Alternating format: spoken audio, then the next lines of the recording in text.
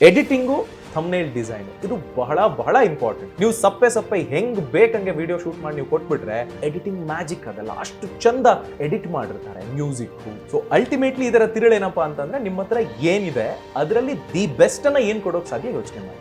ಆ ರೇಷಿಯೋದಲ್ಲಿ ಎಡಿಟ್ ಮಾಡಿ ಅಪ್ಲೋಡ್ ಮಾಡೋದು ಸೂಕ್ತ ಆಗುತ್ತೆ. ಸೊ ಹಾಗಾಗಬಾರ್ದು ಅಂತಂದ್ರೆ ನೀವು ವಿಜುವಲಿ ಕರೆಕ್ಟ್ ಆಗಿ ರೆಪ್ರೆಸೆಂಟ್ ಮಾಡಬೇಕು, ಕಥೆ ಹೇಳಿದ ಹಾಗಿರ್ಬೇಕು ಆ ವಿಡಿಯೋ ಕೂಡ. ಟೆಕ್ನಾಲಜಿ ಬೆಳೆದಂಗೆ ಬಿಸ್ನೆಸ್ ಅಥವಾ ಸಂಪಾದನೆಯ ಅವಕಾಶಗಳು ದೊಡ್ಡದಾಗಿ ಬೆಳೀತಾ ಇದೆ. ಅದರಲ್ಲೂ ಕೂಡ ಸೋಷಿಯಲ್ ಮೀಡಿಯಾ ಹಣ ಸಂಪಾದನೆಗೆ ಸಾಕಷ್ಟು ಅಪರ್ಚುನಿಟಿಯನ್ನ ಕ್ರಿಯೇಟ್ ಮಾಡ್ತಾ ಇದೆ. ಬ್ಲಾಗ್ಸ್ ಆಗಿರ್ಬೋದು, ಸೋಷಿಯಲ್ ಮೀಡಿಯಾ ಪ್ರಮೋಷನ್, ಹೀಗೆ ಬೇರೆ ಬೇರೆ ರೀತಿಯಾಗಿ ಸೋಷಿಯಲ್ ಮೀಡಿಯಾದಲ್ಲಿ ನಾವು ಹಣವನ್ನ ಗಳಿಸಬಹುದು. ಅದರಲ್ಲೂ ಯೂಟ್ಯೂಬ್ ಚಾನೆಲ್ ₹1 ಖರ್ಚಿಲ್ಲದೆ ಸಾಕಷ್ಟು ಜನ ಇದ್ರ ಮೂಲಕ ಈಗ ಹಣವನ್ನ ಗಳಿಸ್ತಾ ಇದ್ದಾರೆ. ಸರಿ, ನಾನು ವಿಡಿಯೋವನ್ನ ಅಪ್ಲೋಡ್ ಮಾಡ್ತೀನಿ ಅಂತಂದ್ರೂ ಕೂಡ ಎಡಿಟಿಂಗ್ ಕಥೆ ಏನು? ನನಗೆ ಎಡಿಟಿಂಗ್ ಬರಲ್ಲ, ಸಿಸ್ಟಮ್ ಇಲ್ಲ, ಲ್ಯಾಪ್ಟಾಪ್ ಇಲ್ಲ, ಯಾವ ಸಿಸ್ಟಮ್ ಅನ್ನ ಬಳಸಬೇಕು ಅಂತ ಗೊತ್ತಿಲ್ಲ ಅಂತ ತಲೆ ಕೆಡ್ಸ್ಕೊಂಡಿದ್ರೆ ಈ ವಿಡಿಯೋ ನಿಮಗೋಸ್ಕರ. ಸಿಂಪಲ್ ಎಕ್ಸ್ಪ್ಲನೇಷನ್ ಮೂಲಕ ಎಡಿಟಿಂಗ್ ಅಂತಂದ್ರೆ ಏನು, ಮೊಬೈಲ್ ನಲ್ಲೇ ಯಾವ ರೀತಿಯಾಗಿ ನಾವು ವಿಡಿಯೋಗಳನ್ನ ಎಡಿಟ್ ಮಾಡಬಹುದು, ಸಿಂಪಲ್ ಟ್ರಿಕ್ಸ್ ಆಗಿರ್ಬೋದು. ಸೊ ಎಡಿಟಿಂಗ್ ಮಾಡಬೇಕು ಅಂತಂದ್ರೆ ಏನೆಲ್ಲ ಸಿಂಪಲ್ ಟ್ರಿಕ್ಸ್ ಆಗಿರ್ಬೋದು, ಟಿಪ್ಸ್ ಗಳನ್ನ ಫಾಲೋ ಮಾಡಬೇಕು ಅನ್ನೋದ್ರ ಬಗ್ಗೆ ಈಸಿಯಾಗಿ ತಿಳಿಸ್ಕೊಟ್ಟಿದೀವಿ. ಈ ವಿಡಿಯೋ ಮುಗಿಯುವಷ್ಟರಲ್ಲಿ ನೀವೇ ಕಲಿತೀರಾ ನೋಡಿ. ಹಾಯ್, ಹೆಲೋ, ನಮಸ್ಕಾರ, welcome to freedom business Kannada YouTube channel. ನಾನು ಚೈತ್ರ. ನಿಮ್ಮ ಒಂದು ಎಡಿಟಿಂಗ್ ಟ್ಯುಟೋರಿಯಲ್ ಶುರು ಮಾಡೋಣವಾ? ಬೇಸಿಕ್ ಆಗಿ ನಾನು ಯೂಟ್ಯೂಬ್ ಚಾನಲ್ ಸ್ಟಾರ್ಟ್ ಮಾಡ್ತೀನಿ, ಓಕೆ, ನನಗೆ ಫೋನು, ದೊಡ್ಡ ಮಟ್ಟದ ಫೋನು ಅಥವಾ ಇನ್ನೇನೋ ಗೋಪ್ರೋ ಬೇಕು, ಯಾವುದೋ ಕಾಸ್ಟ್ಲಿ ಕ್ಯಾಮ್ರಾ ಬೇಕು, ನನಗೆ ಲೈಟ್ಸ್ ಬೇಕು, ಸ್ಟ್ಯಾಂಡ್ ಬೇಕು, ಈ ಥರದ್ದೆಲ್ಲ ಕಷ್ಟ ನನಗೆ. ನನ್ನ ಹತ್ರ ಇರೋದೊಂದು ಸ್ಮಾರ್ಟ್ ಫೋನು. ಈ ಸ್ಮಾರ್ಟ್ ಫೋನಲ್ಲಿ ನಾನು ಏನು ಮಾಡೋಕೆ ಸಾಧ್ಯ, ಅಥವಾ ಇದನ್ನ ಬಳಸ್ಕೊಂಡು ನಾನು ಬೇಸಿಕ್ ಲೆವೆಲ್ ಅಲ್ಲಿ ಚಾನಲ್ನ ಬಿಲ್ಡ್ ಮಾಡೋದಕ್ಕೆ ಏನು ಮಾಡಬೇಕು ಅಂತ ಕೇಳಿದ್ರೆ ಎಡಿಟಿಂಗು, ಥಂಬ್ನೇಲ್ ಡಿಸೈನು ಇದು ಬಹಳ ಇಂಪಾರ್ಟೆಂಟ್. ಒಂದು ರೀತಿ ಸ್ಟ್ರಕ್ಚರಲ್ ಅನಿಸುವಂತಹ ಇಂಪಾರ್ಟೆಂಟ್ ಅಂಶಗಳಿವು. ಅದನ್ನ ಹೇಗೆ ಹ್ಯಾಂಡಲ್ ಮಾಡಬೇಕು ಅಂತ ಒಂದು ಬೇಸಿಕ್ ಕೋರ್ಸ್ ಅನ್ನ ನಿಮಗಾಗಿ ಈ ಮುಖೇನ ನಾವು ಪ್ರಸ್ತುತಪಡಿಸ್ತಿದ್ದೀವಿ. ಸೊ ಇದರಲ್ಲಿ ನೀವು ಥಂಬ್ನೇಲ್ ಅಂದ್ರೆ ಏನು, ಅದು ಹೇಗಿರಬೇಕು, ಏನನ್ನ ನೀವು ಅಬ್ಸರ್ವ್ ಮಾಡಬೇಕಾಗುತ್ತೆ ಥಂಬ್ನೇಲ್ ನಲ್ಲಿ, ಥಂಬ್ನೇಲ್ ಡಿಸೈನ್ ಹೇಗಿರಬೇಕು, ವಿಡಿಯೋ ಎಡಿಟಿಂಗ್ ಅನ್ನೋದು ಒಂದು ಯಾವುದೇ ಎಡಿಟಿಂಗ್ ನ ಜೀವಾಳ. ನೀವೀಗ 3D ಸಿನಿಮಾಗಳನ್ನ ನೋಡ್ತೀರಿ, ಎಂಜಾಯ್ ಮಾಡ್ತೀರಿ, ವಾವ್ ಹೆಂಗಿತ್ತು, ಎಂಥ ಎಕ್ಸ್ಪೀರಿಯನ್ಸು. ಜುರಾಸಿಕ್ ಪಾರ್ಕ್ ನ ನೀವು ಎಂಜಾಯ್ ಮಾಡೋದಕ್ಕೆ ಹೇಗೆ ಸಾಧ್ಯ ಆಯ್ತು, ಅಥವಾ ಫಾಸ್ಟ್ ಅಂಡ್ ಫ್ಯೂರಿಯಸ್ ಅನ್ನೋ, ಅಥವಾ ಇನ್ನೊಂದು ಯಾವುದೋ ಥ್ರಿಲ್ಲರ್ ಮೂವಿಯನ್ನ ಅಥವಾ ದೆವ್ವದ ಮೂವಿಯನ್ನ ನೀವು ಅಷ್ಟರ ಮಟ್ಟಿಗೆ ಎಂಜಾಯ್ ಮಾಡೋದಕ್ಕೆ ಹೇಗೆ ಸಾಧ್ಯ? ಬಿಕಾಸ್ ಆಫ್ ಎಡಿಟಿಂಗ್ ಮ್ಯಾಜಿಕ್ ಅದಲ್ಲ, ಅಷ್ಟು ಚಂದ ಎಡಿಟ್ ಮಾಡಿರ್ತಾರೆ ಮ್ಯೂಸಿಕ್, ಅಲ್ಲಿ ಫುಟೇಜಸ್ ನೀವು ಬರೋದು, ಇದೆಲ್ಲವೂ ಒಂದು ಸಿಂಕ್ರೊನೈಸೇಷನ್ ತುಂಬಾ ಚೆನ್ನಾಗಿರುತ್ತೆ. ಈ ಎಲ್ಲದರ ಸಿಂಕ್ರೊನೈಸೇಷನ್ ತುಂಬಾ ಚೆನ್ನಾಗಿರುತ್ತೆ. ಸೊ ಅಂಥ ಎಡಿಟಿಂಗ್ ನ ಬೇಸಿಕ್ ಲೆವೆಲ್ ಅಲ್ಲಿ, ಅಂದ್ರೆ ತುಂಬಾ ಅದ್ಭುತ ನೀವು ಮಾಡ್ಲಿಲ್ಲ ಅಂದ್ರೂ ಪರವಾಗಿಲ್ಲ, ನೋಡುಗರಿಗೆ ಅಯ್ಯಯ್ಯೋ ಇದೇನ್ ಇಷ್ಟು ಸಪ್ಪೆ ಇದೆ ಅಂತ ಅನಿಸ್ಬಾರ್ದು ಅಂತಂದ್ರೆ ನೀವು ವಿಡಿಯೋ ಎಡಿಟಿಂಗ್ ನ ಬಗ್ಗೆ ನಾವಿದ್ರಲ್ಲಿ ತಿಳ್ಕೊಳ್ತಾ ಹೋಗೋಣ. ನೋಡಿ, ನೀವು ಫೋನ್ ನಲ್ಲೇನೆ ಕೆಲ ಸಾಫ್ಟ್ವೇರ್ಗಳಿದ್ದಾವೆ, ಅದರಲ್ಲಿ ಎಡಿಟ್ ಮಾಡಬಹುದು, ಲ್ಯಾಪ್ಟಾಪ್ ನಲ್ಲಿ ಎಡಿಟ್ ಮಾಡಬಹುದು. ನಿಮ್ದು ಪರ್ಸನಲ್ ಕಂಪ್ಯೂಟರ್ ಇದೆ ಅಂತಂದ್ರೆ ಅದಕ್ಕೆ ಸಿಗುವಂತ ಕೆಲ ಅಪ್ಲಿಕೇಶನ್ಸ್ ಇರ್ತವೆ. ಆ ಅಪ್ಲಿಕೇಶನ್ಸ್ ಅನ್ನ ಸಬ್ಸ್ಕ್ರಿಪ್ಷನ್ ಬೇಸಿಸ್ ಅಲ್ಲಿ ನೀವು ತಗೊಂಡು ಸಹ ಅದರ ಸರ್ವಿಸಸ್ ಅನ್ನ ನೀವು ಡೆಫಿನೆಟ್ಲಿ ಯೂಸ್ ಮಾಡ್ಕೊಳ್ಬಹುದು. ನೀವು ಎಷ್ಟು ಮಟ್ಟಿಗೆ ಇನ್ವೆಸ್ಟ್ ಮಾಡೋದಕ್ಕೆ ರೆಡಿ ಇದ್ದೀರಿ ಅನ್ನೋದ್ರ ಮೇಲೆ ಅದು ಡಿಪೆಂಡ್ ಆಗುತ್ತೆ. ಯಾಕೆ ಅಂತಂದ್ರೆ ನೋಡಿ, ನಿಮಗೆ ಫೋನ್ ಅಲ್ಲಿ ಅಂದ್ರೆ ಫ್ರೀ ಸಾಫ್ಟ್ವೇರ್ಗಳು ತುಂಬಾ ಸಿಗುತ್ತೆ, ನಿಮಗೆ ಆಂಡ್ರಾಯ್ಡ್ ಅಲ್ಲಿ ಪ್ಲೇ ಸ್ಟೋರ್ ನಲ್ಲೂ ಸಿಗುತ್ತೆ. ಸೊ ಅದನ್ನ ನೀವು ಡೆಫಿನೆಟ್ಲಿ ಬಳಸ್ಕೊಳ್ಳಬಹುದು. ಇನ್ನು ವಿಡಿಯೋ ಎಡಿಟಿಂಗ್ ಅಂದ್ರೆ ಏನ್ ಗೊತ್ತಾ? ಸಾಮಾನ್ಯವಾಗಿ ನಾವು ವಿಡಿಯೋ ಎಡಿಟಿಂಗ್ ಅಂದ ತಕ್ಷಣ ಗ್ರಾಫಿಕ್ಸು ಅಥವಾ ಇನ್ನೇನೋ ಬ್ಯೂಟಿಫಿಕೇಶನ್ ಈ ತರದ ಒಂದು ಥಾಟ್ ನಮಗೆ ಬಂದ್ಬಿಡುತ್ತೆ. ಇದು ನಮಗಲ್ಲ ಅಂತ ಅನಿಸ್ಬಿಡುತ್ತೆ. ನಾವೆಲ್ಲ ಎಲ್ಲಪ್ಪ ವಿಡಿಯೋ ಎಡಿಟಿಂಗ್ ಮಾಡೋದು. ಎಷ್ಟೋ ಜನ ಯೂಟ್ಯೂಬ್ ಚಾನಲ್ ಸ್ಟಾರ್ಟ್ ಮಾಡಿ ಅಂತಂದ್ರೆ ಅಯ್ಯೋ ಕ್ಯಾಮ್ರಾಗೆ ಇಷ್ಟು ಹಾಕ್ಬೇಕಂತೆ ದುಡ್ಡು, ವಿಡಿಯೋ ಎಡಿಟಿಂಗ್ ಇಷ್ಟು ಕೊಡ್ಬೇಕಂತೆ ಅಂತ ಮಾತಾಡ್ತಾರೆ. ಹಾಗೇನಿಲ್ಲ, ಆ ತರ ಕೊಡ್ಬೇಕು ಅಂತಾನೂ ಇಲ್ಲ, ಬಹಳ ಸಿಂಪಲ್. ಸೊ ಈ ವಿಡಿಯೋ ಎಡಿಟಿಂಗ್ ಅನ್ನೋದಿದೆಯಲ್ಲ, ಏನ್ ಬೇಕೋ ಅದನ್ನ ತೋರಿಸೋದು ಅಷ್ಟೇ, ಬೇರೆ ಇನ್ನೇನು ಇಲ್ಲ. ಈಗ ನೀವು ಫಾರ್ ಎಕ್ಸಾಂಪಲ್ ಒಂದು ವ್ಲಾಗ್ ಮಾಡ್ತೀರಿ, ಯಾವುದೋ ಒಂದು ಬಹಳ ಫೇಮಸ್ ಬಿರಿಯಾನಿ ಸ್ಟೋರ್ ಇದೆ ನಿಮ್ಮ ಮನೆ ಬಳಿ, ಅವರ ಪರ್ಮಿಷನ್ ತಗೊಂಡಿದ್ದೀರಿ, ಅದನ್ನ ನೀವು ತೋರಿಸ್ಬೇಕು ಅಂತಿದ್ದೀರಿ. ಡೆಫಿನೆಟ್ಲಿ ಅವರಿಗೂ ಹೆಲ್ಪ್ ಆಗುತ್ತೆ ಅನ್ನೋ ಉದ್ದೇಶ ನಿಮಗಿರುತ್ತೆ, ಅವರು ಒಪ್ಕೊಂಡಿರ್ತಾರೆ. ಸೊ ಅದನ್ನ ಪ್ರಾಪರ್ ಆಗಿ ಎಡಿಟ್ ಮಾಡಿ ನೀವು ತೋರಿಸಿದ್ರೆ ಜನರಿಗೆ ಅದು ತಲುಪುತ್ತೆ, ಓಕೆ ಚೆನ್ನಾಗಿದೆ ಅಂತ. ನೀವು ಸಪ್ಪೆ ಹೆಂಗ್ ಬೇಕಂಗೆ ವಿಡಿಯೋ ಶೂಟ್ ಮಾಡಿ ನೀವು ಕೊಟ್ಬಿಟ್ರೆ ಅವರಿಗೆ ಆಗೋ ವ್ಯಾಪಾರನೂ ಹಾಳಾಗೋಗುತ್ತೆ. ಅಯ್ಯೋ ಇದೇನ್ ಹಿಂಗಿದೆ ವಿಡಿಯೋ ಅನ್ನೋ ತರ. ಅಂದ್ರೆ ಸೊ ನಾವು ಎಲ್ಲದರಲ್ಲೂ ಆ ಕಮಿಟ್ಮೆಂಟ್ ಅನ್ನ ತೋರಿಸ್ಬೇಕು. Content wise, clarity wise, footages wise ನೀವೇನ್ ಹೇಳ್ತೀರಿ ಅದಲ್ಲಿ ಬರ್ತಾ ಇರಬೇಕು. ಎಷ್ಟು ಬೇಕೋ ಅಷ್ಟೇ ಬರಬೇಕು. ಅಬ್ರಪ್ಟ್ ಆಗಿ ವಿಜುವಲ್ ಬರೋದು ಈ ತರದೆಲ್ಲ ಆಗ್ಬಾರ್ದು. ಇಷ್ಟೇ ಬೇಸಿಕ್ ಎಡಿಟಿಂಗ್ ನ ಜೀವಾಳ. ಎಡಿಟಿಂಗ್ ನ ಫಸ್ಟ್ ಸ್ಟೆಪ್ ಅಂತ ತಗೊಂಡ್ರೆ, ಸಾಮಾನ್ಯವಾಗಿ ನಿಮಗೆ ಯಾವುದೇ ಚಾನಲ್ಗೆ ವಿಸಿಟ್ ಮಾಡಿದ್ರೆ ನಿಮಗೆ ನೋಡೋದಕ್ಕೆ ಸಿಕ್ಕಿರುತ್ತೆ, ಗ್ರೀನ್ ಮ್ಯಾಟ್ ಅಥವಾ ಬ್ಲೂ ಮ್ಯಾಟ್ ಅನ್ನ ಬಳಸ್ತಾರೆ. ಈಗ ನಿಮಗೆ ಅವತಾರ್ ಸಿನಿಮಾ ನೋಡಿದ್ದೀರಿ, ಅಥವಾ ಅವೆಂಜರ್ಸ್ ಸಿನಿಮಾ ನೋಡಿದ್ದೀರಿ, ಸ್ಪೈಡರ್ ಮ್ಯಾನ್ ನೋಡಿದ್ದೀರಿ, ಇದೆಲ್ಲವನ್ನು ಎಷ್ಟು ದೊಡ್ಡ ಜಾಗದಲ್ಲಿ ಶೂಟ್ ಮಾಡಿರ್ತಾರೆ. ಆ ದೊಡ್ಡ ಜಾಗ ಅಂತ ನಾವೇನ್ ನೋಡ್ತೀವಿ, ಒಂದು ಗ್ಯಾಲಕ್ಸಿಯ ಶಾಟ್ ಅನ್ನು ತೆಗೆದಿರ್ತಾರೆ, ಯಾವುದೋ ಒಂದು ರಾಕೆಟ್ ಪಲ್ಟಿಯಾಗಿ ಬಿದ್ದು ಹೋಗೋದು, ಇದನ್ನೆಲ್ಲ ತೆಗೆದಿರ್ತಾರೆ. ಹೇಗೆ ಸಾಧ್ಯ? ಇದೆಲ್ಲವೂ ಗ್ರೀನ್ ಸ್ಕ್ರೀನು ಬ್ಲೂ ಸ್ಕ್ರೀನ್ ಅನ್ನ ಬಳಸ್ಕೊಂಡು ಅವ್ರು ಎಡಿಟಿಂಗ್ ಮಾಡಿರ್ತಾರೆ. ಸೊ ಬಹಳ ಬೇಸಿಕ್ ಅಂತ ಅಂದ್ರೆ ನಿಮಗೆ ಮೇ ಬಿ ಈಗ ನಾನು ಏನ್ ಕೂತಿದ್ದೀನಲ್ವಾ, ನನ್ನ ಹಿಂದೆ ಏನು ಬ್ಯಾಕ್ ಗ್ರೌಂಡ್ ಕಾಣ್ತಿದೆ ಅಗೈನ್ ಅದು ಸಹ ಸಾಫ್ಟ್ವೇರ್ ನಲ್ಲೇ ತೆಗೆಯಲಾಗುತ್ತೆ. ಅಂದ್ರೆ ನಾವು ಆಕ್ಚುಲಿ ಶೂಟ್ ಮಾಡ್ಬೇಕಾದ್ರೆ ಗ್ರೀನ್ ಸ್ಕ್ರೀನ್ ಇರುತ್ತೆ. ಸೊ ನಿಮಗೆ ಡೆಫಿನೆಟ್ಲಿ ನಮ್ಮ ವಿಡಿಯೋ ಎಡಿಟರ್ ಅದನ್ನ ತೋರಿಸ್ತಾರೆ, ಆ ಡಿಫರೆನ್ಸ್ ಅನ್ನ with green screen without green screen ಹೇಗಿರುತ್ತೆ ಅಂತ. ಸೊ ಅದೇ ರೀತಿ ನನಗೆ ಬೇಕಾದ ಪ್ರಾಪ್ಸ್ ಅನ್ನ ನಾನು ಬಳಸ್ಕೊಳ್ಬಹುದು. ಫಾರ್ ಎಕ್ಸಾಂಪಲ್ ನಾನು ಹೀಗೇನೋ ಒಂದು ತೋರಿಸ್ತಾ ಇರ್ತೀನಿ. ಸೊ ಆಗ ಒಂದು ಗಿಡ ಹೆಂಗೆ ಬೆಳೆಯೋ ರೀತಿಯಲ್ಲಿ ನಿಮ್ಮ ಹೂಡಿಕೆ ಹೀಗೆ ಬೆಳೆಯುತ್ತೆ ಅಂತ ನಾನು ಹಿಂಗೆ ತೋರಿಸಿದ್ರೆ ಅದೇ ರೀತಿ ಒಂದು ಗಿಡ ಬೆಳೆಯೋದು ಅಥವಾ ಒಂದು ಕಾಯಿನ್ಗಳು ಕಲೆಕ್ಟ್ ಆಗೋದು ಈ ತರದನ್ನ ನಾವು ತೋರಿಸೋಕೆ ಸಾಧ್ಯ. ಇದೆಲ್ಲವೂ ಎಫೆಕ್ಟ್ಸ್, ಗ್ರಾಫಿಕ್ಸ್ ಹಾಗೆ ಬೇಸಿಕ್ ವಿಡಿಯೋ ಎಡಿಟಿಂಗ್.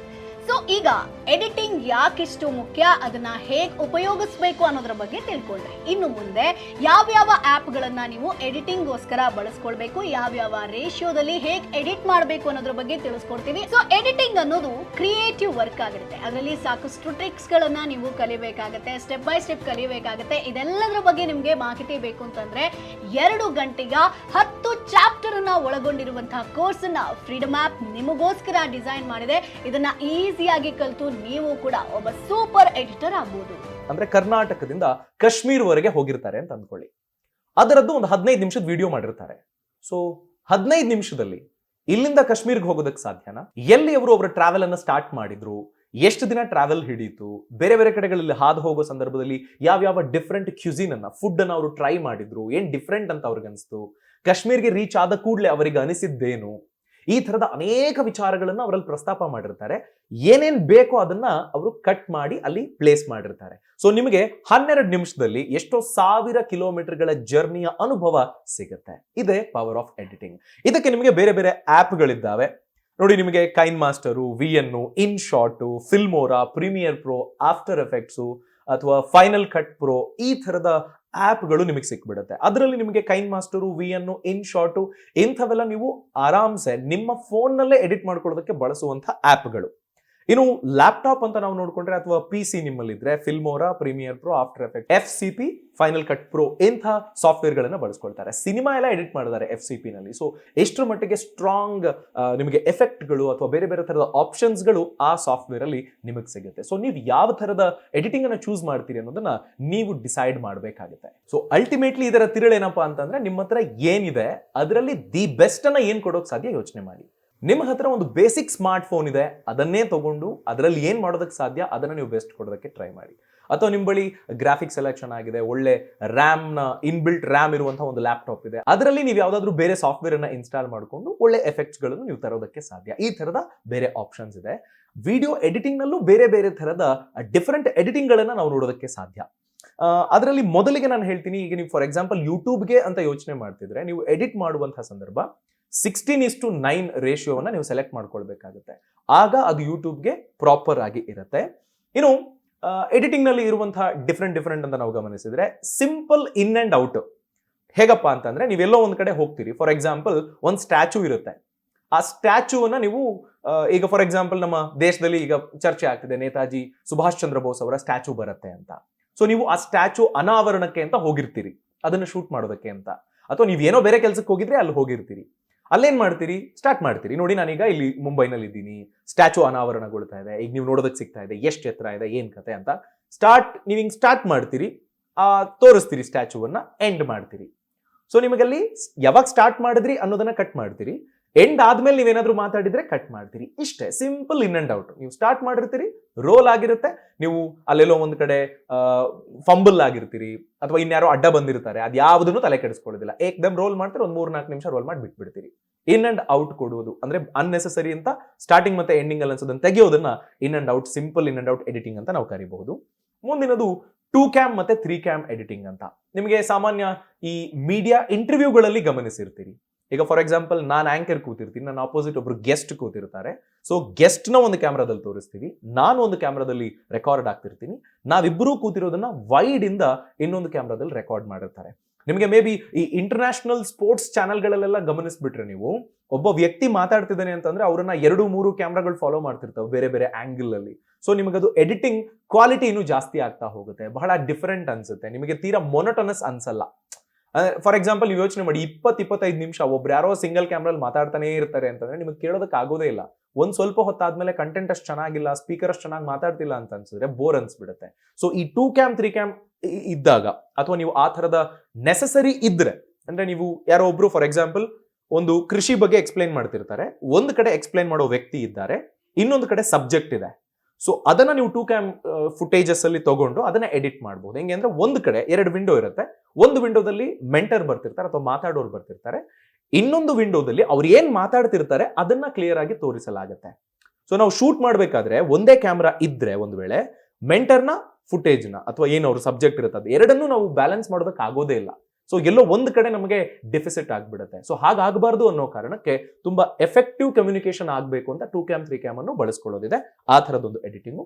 ಅದನ್ನ ಬಿಟ್ರೆ ವ್ಲಾಗ್ಗಳು, ಫುಡ್ ವ್ಲಾಗ್ಸು, ಟ್ರಾವೆಲ್ ವ್ಲಾಗ್ಸು, ಒಬ್ಬನೇ ಈಗ ನಾನು ಹೋಗ್ತೀನಿ, ನಾನೊಂದು ಕ್ಯಾಮ್ರಾ ತಗೊಂಡು ಹೋಗ್ತೀನಿ, ನನ್ನ ಕೈಲಿ ಏನಾಗುತ್ತೆ ಅದನ್ನೆಲ್ಲ ಶೂಟ್ ಮಾಡ್ತೀನಿ, ಅದಕ್ಕೆ ವಾಯ್ಸ್ ಓವರ್ ಕೊಡ್ತೀನಿ, ಸ್ಕ್ರಿಪ್ಟ್ ಬರೀತೀನಿ, ಆಂಕರ್ ಬಿಟ್ ಮಾಡ್ತೀನಿ, ಹಾಗೆ ಎಡಿಟಿಂಗ್ ಮಾಡಿ ನಾನು ಕೊಡ್ತೀನಿ. ಹೀಗೆಲ್ಲ ನಾವು ಮಾಡಬಹುದು, ಚೆನ್ನಾಗಿರುತ್ತೆ ಅದು ಸಹ. ಅದಕ್ಕೆ ನೀವು ಗಮನಿಸಬೇಕಾಗಿರೋದೇನಪ್ಪಾ ಅಂತಂದ್ರೆ ನಿಮ್ದೊಂದು ಸ್ಟೋರಿ ಬೋರ್ಡ್ ರೆಡಿ ಇರಬೇಕು. ಈ ಫುಟೇಜ್ ಆದ್ಮೇಲೆ ಇದು ಬರಬೇಕಾಗುತ್ತೆ, ನಾನು ಇದನ್ನ ಶೂಟ್ ಮಾಡ್ತೀನಿ, ಈ ತರದೆಲ್ಲ ಇರಬೇಕಾಗುತ್ತೆ. ಅಥವಾ ನೀವು ಏನ್ ಶೂಟ್ ಮಾಡ್ಕೊಂಡು ಬಂದಿರ್ತೀರಿ ಅದು ಹೀಗೆ ಬರಬೇಕು ಅಂತ ಒಂದು ಸ್ಟೋರಿ ಬೋರ್ಡ್ ಹಾಕೊಂಡು ನೀವು ಎಡಿಟ್ ಮಾಡಬೇಕಾಗುತ್ತೆ. ಅದಕ್ಕೆ ಸ್ವಲ್ಪ ಹೋಮ್ವರ್ಕ್ ಬೇಕಾಗುತ್ತೆ.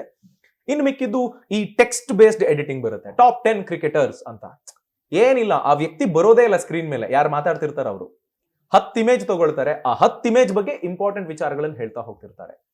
ಇಡೀ ಪ್ರಪಂಚದ 10 ಭಯಾನಕ ಸ್ಥಳಗಳು ಅಂತೇನೋ ತಗೊಳ್ತಾರೆ, ಆ ಸ್ಥಳಗಳನ್ನ ತೋರಿಸ್ತಾ ಹೋಗ್ತಾರೆ, ಬ್ಯಾಕ್ ಗ್ರೌಂಡ್ ವಾಯ್ಸ್ ಮಾತ್ರ ಬರ್ತಿರುತ್ತೆ. ಇದು ಒನ್ ಆಫ್ ದ ಎಡಿಟಿಂಗ್. ನೀವು ಫಾರ್ ಎಕ್ಸಾಂಪಲ್ ಈಗ ಒಂದು ಆಕ್ಸಿಡೆಂಟ್ ಆಗೋದೆಲ್ಲ ಎಷ್ಟೋ ನ್ಯೂಸ್ ಚಾನೆಲ್ ಗಮನಿಸಿರ್ತೀರಿ, ಅವರು ಪಾಸ್ ಮಾಡ್ತಾರೆ, ಮಾರ್ಕ್ ಮಾಡ್ತಾರೆ, ತೋರಿಸ್ತಾರೆ, ನೋಡಿ ಹೀಗಿಲ್ಲ ಆಯ್ತು, ಆತ ಇಲ್ಲಿ ಹುಷಾರಾಗಿದ್ದಿದ್ರೆ ಈ ಆಕ್ಸಿಡೆಂಟ್ ಆಗಿರ್ತಿರ್ಲಿಲ್ಲ, ಈ ತರದೆಲ್ಲ ಏನೇನೋ ವಿಚಾರಗಳು ಬರ್ತಾವಲ್ವಾ. ಸೊ ಹೀಗೆ ಸ್ಕ್ರೀನ್ ಮೇಲೆ ಆಕ್ಚುಯಲ್ ಪ್ರೆಸೆಂಟರ್ ಬರದೇನೆ ಬರೀ ವಾಯ್ಸ್ ಕೊಟ್ಕೊಂಡು ಮಾಡುವಂತಹ ವಿಡಿಯೋ ಎಡಿಟಿಂಗ್ ಸಹ ಇದೆ. ಅದು ಸಹ ಇನ್ಫಾರ್ಮೇಶನ್ ಅನ್ನು ಕೊಡೋದಕ್ಕೆ ಬಹಳ ಹೆಲ್ಪ್ ಆಗುವಂತಹ ಒಂದು ತರಿಕಾ ಅಂತ ನಾವು ಹೇಳ್ಬಹುದು.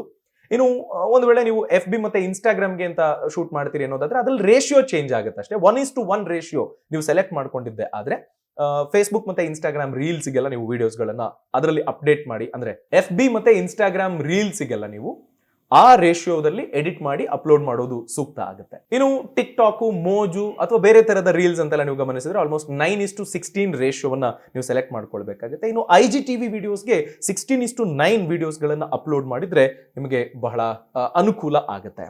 ಸೊ ಹೀಗೆ ನಾವು ಎಡಿಟಿಂಗ್ ನ ಒಂದು ಅಂದಾಜನ್ನ ತಿಳ್ಕೊಂಡಿದೀವಿ. ಅಂದ್ರೆ ಇದರಿಂದ ನಮ್ಗೆ ಏನ್ ಗೊತ್ತಾಯ್ತು, ಏನ್ ಬೇಕೋ ಅದನ್ನ ಕೊಡಬೇಕು, ನಮ್ಮ ಹತ್ರ ಏನು ಎಕ್ವಿಪ್ಮೆಂಟ್ ಇದೆ ಅದರಲ್ಲಿ ಬೆಸ್ಟ್ ಕೊಡಬೇಕು, ನೋಡೋನಿಗೆ ಓ ಕರೆಕ್ಟ್ ಇದು ವಿಜುವಲಿ ನಾನು ನೋಡಿದಕ್ಕೆ ಏನೋ ಕಲ್ತೆ ಅಂತ ಅನ್ಸ್ಬೇಕು. ಫಾರ್ ಎಕ್ಸಾಂಪಲ್ ಜಿಮ್ ವರ್ಕೌಟ್ಗಳು, ನೀವು ಯಾವ ರೀತಿ ಡಂಬಲ್ಸ್ ಅನ್ನ ಹೋಲ್ಡ್ ಮಾಡ್ತೀರಿ, ಯಾವ ಪೊಸಿಷನ್ ಅಲ್ಲಿ ನಿಲ್ತೀರಿ, ಅಥವಾ ಹೇಗೆ ವರ್ಕೌಟ್ ಮಾಡ್ತೀರಿ, ಇದಕ್ಕೊಂದು ಪ್ರೊಸೀಜರ್ ಅಂತ ಇರುತ್ತೆ. ನೀವು ಹೆಂಗಂದ್ರಂಗೆ ಮಾಡ್ಬಿಟ್ರೆ ಬಾಡಿ ಪೈನ್ ಆಗ್ಬಿಡುತ್ತೆ, ನಿಮಗೆ ಜಾಯಿಂಟ್ಸ್ ಪೈನ್ ಆಗುತ್ತೆ. ಸೊ ಹಾಗಾಗಬಾರ್ದು ಅಂತಂದ್ರೆ ನೀವು ವಿಜುವಲಿ ಕರೆಕ್ಟ್ ಆಗಿ ರೆಪ್ರೆಸೆಂಟ್ ಮಾಡಬೇಕು. ಸೊ ಹೀಗೆ ಮಾಡಿದ್ರೆ ನಿಮಗೆ ಇಲ್ಲಿ ಪ್ರೆಷರ್ ಬೀಳುತ್ತೆ, ಇಲ್ಲಿ ವರ್ಕೌಟ್ ಆಗುತ್ತೆ ಅಂತ. ಸೊ ಈ ತರದ ಒಂದು ಡಿಟೇಲ್ಡ್ ಎಕ್ಸ್ಪ್ಲನೇಷನ್, ಒಂದು ಕಥೆ ಹೇಳಿದ ಹಾಗಿರ್ಬೇಕು ಆ ವಿಡಿಯೋ ಕೂಡ. ಸೊ ಹಾಗಾಗಿ ನಿಮ್ಮ ಒಂದು ಕೆಲಸದ ನಡುವೆ ಸ್ವಲ್ಪ ಸಮಯವನ್ನ ಮಾಡಿಕೊಂಡು ಸ್ವಲ್ಪ ಬಂಡವಾಳವನ್ನ ಹಾಕೊಂಡು ಇನ್ ಕೇಸ್ ನೀವು ಎಡಿಟಿಂಗ್ ಅನ್ನ ಕಲ್ತಿದ್ದೆ ಆದ್ರೆ ಸಾಕಷ್ಟು ಅವಕಾಶಗಳು ಬರ್ತಾ ಹೋಗುತ್ತೆ. ನ್ಯೂಸ್ ಚಾನೆಲ್ ಆಗಿರ್ಬೋದು, ಟಿವಿ ಪ್ರೋಗ್ರಾಮ್ ಆಗಿರ್ಬೋದು, ಡಾಕ್ಯುಮೆಂಟ್ರಿ ಆಗಿರ್ಬೋದು, ಅಥವಾ ಸಿನಿಮಾ ಇಂಡಸ್ಟ್ರಿ ತನಕ ನಿಮಗೆ ಸಾಕಷ್ಟು ಅವಕಾಶಗಳು ಸಿಗ್ತಾ ಹೋಗುತ್ತೆ. ಇದರಿಂದ ನೀವು ಉತ್ತಮ ಆದಾಯವನ್ನ ಗಳಿಸಬಹುದು. ಸೊ ಬಿಸ್ನೆಸ್ ಆಗಿರ್ಬೋದು, ಫಿನಾನ್ಸ್ ಆಗಿರ್ಬೋದು, ಕೃಷಿಗೆ ಸಂಬಂಧಪಟ್ಟಂತ ಸಾಕಷ್ಟು ಮಾಹಿತಿ ಇದೇ ರೀತಿಯಾಗಿ ಬೇಕು ಅಂತಂದ್ರೆ ಈಗಲೇ ಫ್ರೀಡಮ್ ಆಪ್ ಅನ್ನ ಡೌನ್ಲೋಡ್ ಮಾಡಿ. ಸೊ ಮುಂದಿನ ಎಪಿಸೋಡ್ ಅಲ್ಲಿ ಮತ್ತೊಂದು ಬಿಸ್ನೆಸ್ ಐಡಿಯಾ ಜೊತೆ ನಾನು ಮುಂದೆ ಬರ್ತೀನಿ. ಬೈ ಬಾಯ್.